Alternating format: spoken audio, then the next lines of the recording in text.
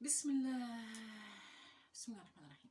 أعوذ بالله من الشيطان الرجيم. بسم الله الرحمن الرحيم. الحمد لله وشكر لله وخالقنا ورازقنا ونعبد الله، والصلاة والسلام على النبي المرسل سيد الكونين والثقلين حبيبنا محمد وعلى آله وأصحابه والتابعين بهم بإحسان، وعن العلماء المتقين وعن الأولياء الصالحين وعن مشايخنا، اللهم بارك لنا في أعمالنا، آمين. الفاتحة.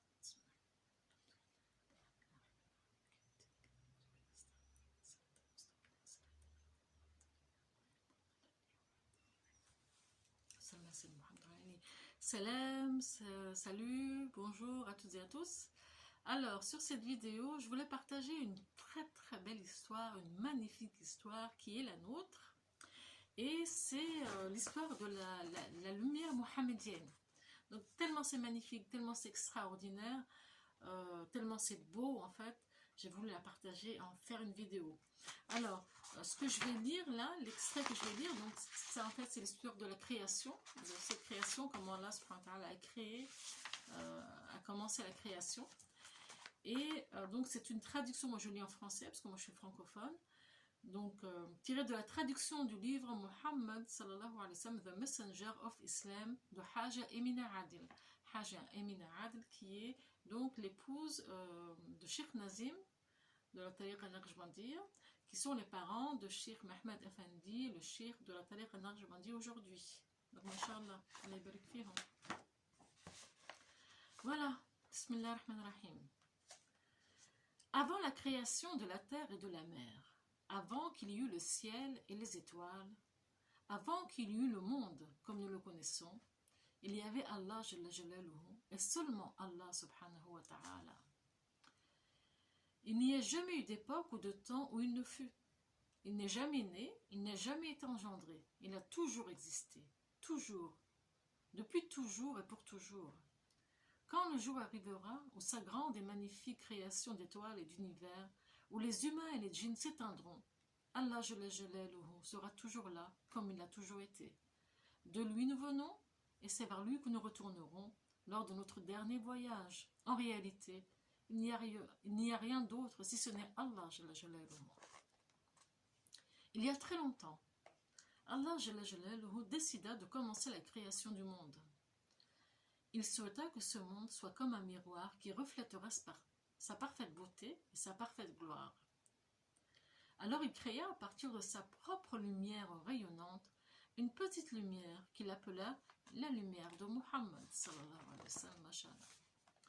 Cette lumière resta en la présence de son Seigneur, lumière sur lumière, aussi longtemps qu'Allah Jalla Jalaluhu le décida, et ce fut pendant très longtemps. Ensuite, Allah Jalla Jalaluhu divisa cette lumière de Muhammad en 4 parties, en 4 parts.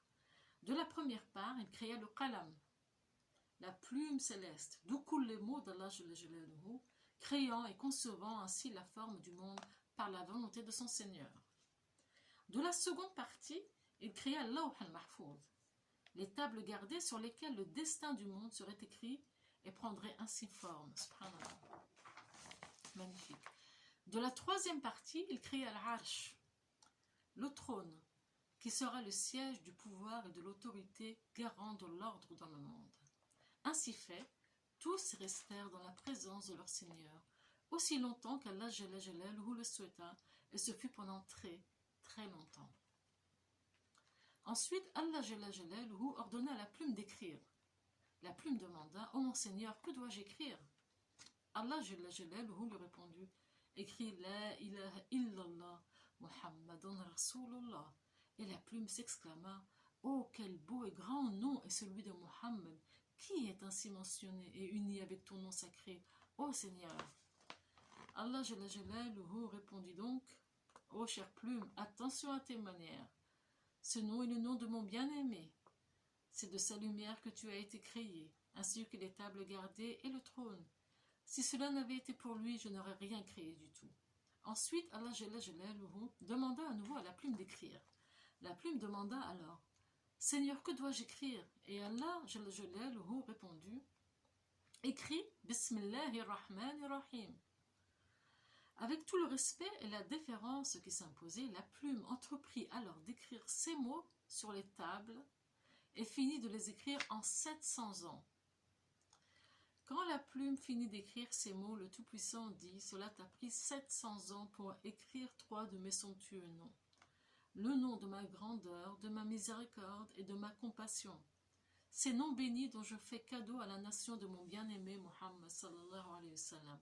Par ma majesté, je promets qu'à chaque fois qu'un serviteur de cette nation prononcera les paroles de Bismillah avec une intention pure, j'écrirai 700 ans d'innombrables récompenses pour ce serviteur et j'effacerai 700 ans de péché.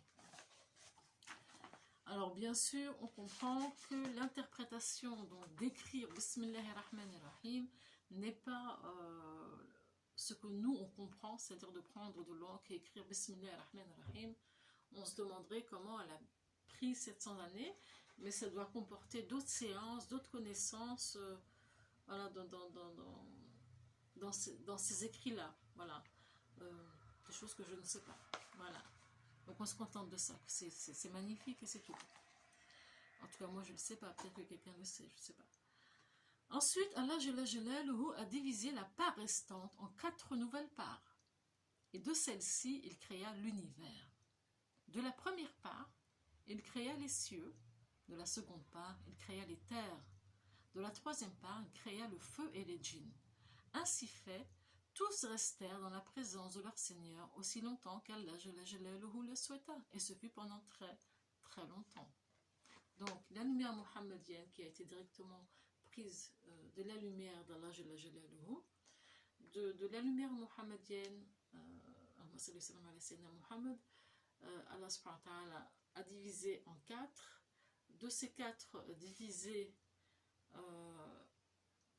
une partie de ces 4 a encore été divisée, voilà, mashallah, et voilà. Et de la 4e part, Allah Jalla Jalaluhu la divisa en 4 nouvelles parts. Et de celle-ci, il créa le monde angélique. De la première partie, il créa les anges qui portent le trône. De la seconde partie, il créa les plus hauts cieux et le kursi, le ciel supérieur supportant le trône divin. De la troisième partie, il fit le reste des anges dans toute leur merveilleuse variété. Ainsi fait, il les garda tous dans sa présence aussi longtemps qu'il le souhaita, et ce fut pendant très très longtemps. Allah Jalla Jalaluhu divisa à nouveau la 4e part restante en 4 nouvelles parts, et de celle-ci il créa l'humanité. De cette première partie, il créa la lumière sur les visages des croyants. De la seconde partie, il créa la lumière sur les cœurs des croyants, les imprégnant ainsi de la connaissance divine, subhanallah. De la troisième partie, il créa la lumière sur les langues des croyants, qui est la lumière du Tawhid, l'unité d'Allah Jalla Jalaluhu. Ainsi fait, tous restèrent dans sa présence aussi longtemps qu'Allah Jalla Jalaluhu le souhaita, et ce fut pendant très, très longtemps.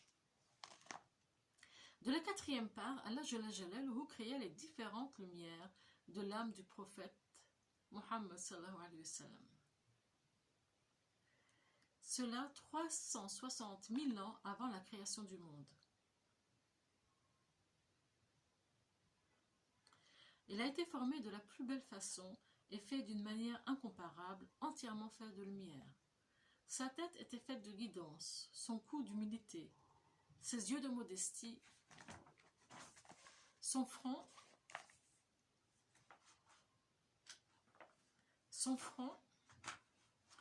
de sueur de son visage. Son front,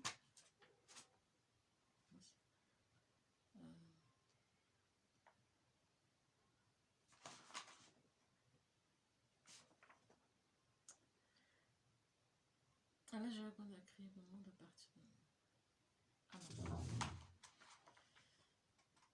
Son front de proximité d'Allah Jalla Jalaluhu, sa bouche de patience, sa langue de vérité, ses joues d'amour et d'avertissement, son ventre d'abstention, ses pieds et ses genoux étaient faits pour suivre la voie de la rectitude, et son noble cœur était rempli de miséricorde. Allah Jalla Jalaluhu plaça cette précieuse âme dans une lampe d'émeraude verte et l'accrocha à l'arbre de la certitude au plus haut des cieux où elle brillait encore et encore. Allah Jalla Jalaluhu lui demanda de le louer avec ses plus beaux noms. Cette âme commença ainsi à faire le dhikr, priant et célébrant les nombreux actes merveilleux de son Seigneur dont elle avait été témoin. Ainsi, elle s'immergea dans le dhikr en la présence de son Seigneur aussi longtemps qu'Allah Jalla Jalaluhu le souhaita, et ce fut pendant très très longtemps. Alors que l'âme de Muhammad sallallahu alayhi wa sallam, faite de lumière de Muhammad sallallahu alayhi wa sallam, arrivait au nom divin Ar-Rahman, le tout miséricordieux, le tout rayonnant d'amour, le regard de la miséricorde tomba sur elle et elle commença à transpirer d'humilité.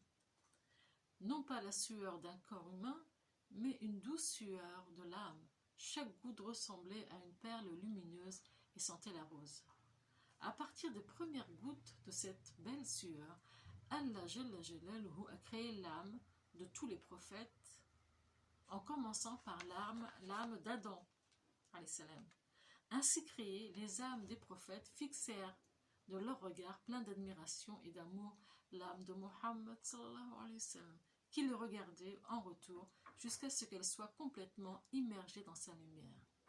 Ils l'aimaient et ils se joignirent à lui dans le dhikr. Ils chantèrent en chœur La ilaha illallah Muhammadun Rasulullah sallallahu alayhi wa sallam. Magnifique. Allah Jalla Jalaluhu continua à créer le monde à partir des gouttes de sueur lumineuse qui tombaient de l'âme du prophète Muhammad sallallahu alayhi wa sallam. De la sueur de sa tête, Allah Jalla Jalaluhu créa les âmes des anges bénis. De la sueur de son visage, Allah Jalla Jalaluhu créa le soleil, la lune et les étoiles. De la sueur de sa poitrine, Allah Jalla Jalaluhu créa les âmes des érudits, des martyrs et des croyants vertueux. De la sueur de son dos, Allah Jalla Jalaluhu créa Bayt al-Ma'mour, la Kaaba céleste. Il créa également la Kaaba à la Mecque, le Bayt al-Maqdis, la mosquée d'Al-Aqsa à Jérusalem, la Rawda al-Mutahhara, la tombe de notre saint prophète sallallahu alayhi wa sallam à Médina, ainsi que toutes les autres mosquées dans le monde. De la sueur de ses sourcils, Allah Jalla Jalaluhu créa l'âme de tous les croyants. De la sueur du bas de son dos, Allah Jalla Jalaluhu créa les âmes de tous les incroyants, adorateurs de feu et idolâtres. Et enfin, de la sueur de ses pieds, Allah Jalla Jalaluhu créa les pâturages, les forêts et les mers de l'est vers l'ouest. De chaque goutte de sueur a été créée l'âme d'un croyant ou d'un incroyant.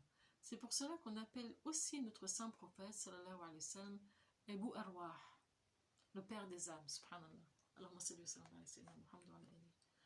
Maintenant, toutes ces âmes étaient rassemblées autour de l'âme bénie du prophète Muhammad sallallahu alayhi wa sallam, qui brillait dans cette lampe d'émeraude verte. Elles ne pouvaient enlever leur regard d'elle, et elles les regardaient jusqu'à ce qu'elles soient enveloppées dans sa lumière mohammedienne, aussi longtemps qu'Allah Jalla Jalaluhu le souhaita, et ce fut pendant très longtemps. Les âmes qui regardaient sa tête deviendraient des rois ou des chefs d'État dans le monde. Ceux qui regardaient ses yeux mémoriseraient le Coran. Ceux qui regardaient ses sourcils deviendraient artistes ou peintres. Ceux qui regardaient ses joues deviendraient des bienfaiteurs. Ceux qui regardaient son visage deviendraient des juges ou parfumeurs. Ceux qui regardaient sa bouche seraient de ceux qui jeûnent beaucoup. Et ceux qui regardaient ses dents seraient d'une grande beauté. Ceux qui regardaient sa barbe seraient des guerriers sur la voie d'Allah Jalla Jalaluhu. Ceux qui regardaient le haut de ses bras deviendraient des archers, des archers. Et ceux qui regardaient son cou deviendraient des marchands. Ceux qui regardaient la paume de ses mains deviendraient des êtres généreux. Ceux qui regardaient sa poitrine seraient des savants, ascètes ou érudits. Ceux qui regardaient son dos seraient des personnes humbles respectant les lois divines. Ceux qui regardaient son ventre seraient satisfaits.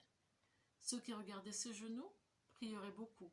Ceux qui regardaient ses pieds parcourraient le monde. Subhanallah. Ensuite, il y avait ceux qui regardaient mais qui n'avaient rien vu. Ceux-là seront les non-croyants ou les idolâtres. Ceux qui refusèrent de regarder deviendraient alors cruels et tyranniques, tout comme le sera Pharaon. Ensuite, Allah Jalla Jalaluhu aligna toutes ces âmes des peuples à venir sur terre sur 4 rangées. D'abord les prophètes, ensuite les saints et les amis de Dieu, ensuite les croyants et croyantes, et enfin, dans la quatrième rangée, les non-croyants. Et nous sommes restés ainsi à la lueur de la lumière de Muhammad sallallahu alayhi wa sallam, dans la lumière d'Allah, lumière sur lumière, aussi longtemps qu'Allah le souhaita, et ce fut pendant très très longtemps, en attendant d'être assigné sur terre. Allah voulut le monde beau et le créa beau, avec ses mers profondes, ses rivières courantes et ses paisibles lacs, ses montagnes enneigées, ses plages de sable et ses vallées verdoyantes. Il le créa beau et utile, comme lui seul pouvait l'imaginer. Ensuite il créa les créatures pour qu'elles y vivent. Il créa le cheval plein de grâce, et l'igane à écailles, l'aigle majestueux et le petit escargot. Il les créa tous comme lui seul pouvait les imaginer. Alors il a voulu un représentant dans ce monde pour faire connaître sa valeur et en prendre soin. Allah prit alors de la poussière des quatre coins de la terre et ajouta de l'eau des quatre rivières du paradis pour en faire de l'argile. De cette argile, de différentes couleurs, il créa un magnifique corps dans lequel il souffla l'âme préexistante du prophète Adam alayhi salam. Il créa de Sayyidina Adam alayhi salam sa femme Hawa alayhi salam. En eux, il mit les graines de tous les hommes qui étaient à venir sur terre et dont les âmes étaient absorbées dans les dhikr en attendant le signal de leur Seigneur. Magnifique. Allah le tout rayonnant d'amour, le très rayonnant d'amour, a aussi donné à notre père Adam alayhi salam une autre part de la lumière de Muhammad sallallahu alayhi wa sallam. Cette lumière brillait comme une lampe sur le front de Sayyidina Adam alayhi salam, éclairant le chemin et guidant ceux autour de lui sur la voie de la rectitude. Allah met en garde Adam et Hawa de protéger cette lumière en étant vertueux et bons, car elle passerait d'eux à leurs enfants qui en étaient dignes. Et c'est ce qui est arrivé. Adam et Hawa ont eu beaucoup d'enfants qui ont eux-mêmes eu leurs propres enfants jusqu'à ce que la terre soit complètement peuplée. Mais seulement un seul de leurs fils, Seth, garda la lumière de Muhammad sallallahu alayhi wa sallam sur son front. Cette lumière passa des parents croyants aux enfants croyants, des parents aimants aux enfants aimants, à travers les âges, jusqu'à ce qu'elle vienne se poser sur celui à qui elle était destinée, le prophète Muhammad sallallahu alayhi wa sallam. De Seth, la lumière passa à Idris, puis à Noé, puis à Houd, puis à Salih. La lumière brilla ensuite du front du prophète Ibrahim alayhi salam, à son neveu Lut alayhi salam, et passa ensuite à Ismaïl, à Ishaq alayhi salam. Elle brilla sur Jacob, à son fils Youssef. Elle passa de Ayoub, de Dhul-Kifl, et ensuite à Shu'aib. Elle continua de Moussa et son frère Haroun alayhi salam. Elle passa de Josué et Samuel. Elle brilla autour de David et son fils Sulayman alayhi salam. De Elias, elle passa de Élisée à Younes et ensuite à Issa. Elle brilla à Jérémie, à Daniel, à Dhul-Qarnayn. Elle passa de Zacharia et son fils Yahya. Elle brilla comme un halo autour du prophète Issa. Donc non, c'était pas Issa, alors je vais dire Issa. C'est Isaïa. Et ensuite à Isaïa. Donc de Younes et ensuite à Isaïa. Et elle brilla de Jérémie à Daniel, à Dhul-Qarnayn. Elle passa de Zacharie et son fils Yahya et brilla comme un halo autour du prophète Isa alayhi salam. Ensuite le grand et heureux jour arriva, et cette lumière, transmise de prophète en prophète, de siècle en siècle, put enfin retrouver le front du bien-aimé d'Allah, notre bien-aimé, le sceau des prophètes Muhammad sallallahu alayhi wa sallam wa ala ali wa min Allah tawfiq al-Fatiha.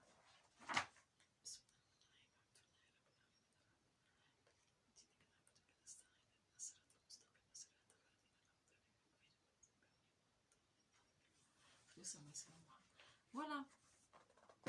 J'espère qu'elle vous apportera la lumière. Ces lumières, j'espère qu'elle nous apportera que de la lumière, Inch'Allah. À bientôt. Salam alaikum.